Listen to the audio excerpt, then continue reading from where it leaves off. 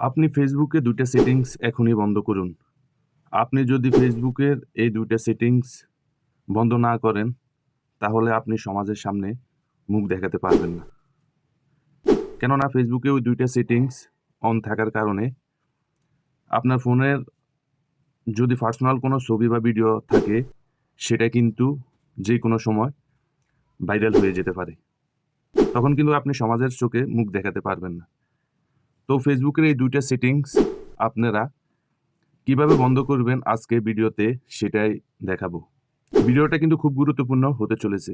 অবশ্যই ভিডিওটা শেয়ার করে সবাইকে দেখার সুযোগ করে দিবেন, যেন সবাই সতর্ক হতে পারে। তো ফাইনালি সেই কাজটা করার জন্য আপনারা চলে যাবেন আপনাদের ফেসবুকে।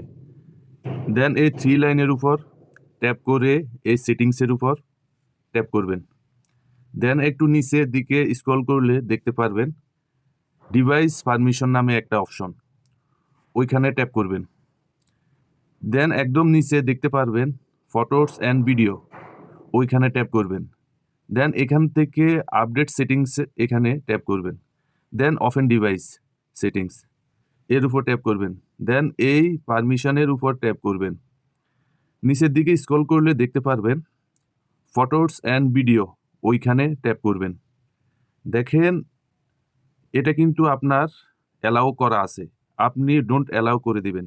দেন একবার ব্যাক বাটনে ক্লিক করবেন। আপনারা এই ক্যামেরার উপর ক্লিক করবেন। এখানেও আপনারা ডোন্ট অ্যালাউ করে দিবেন।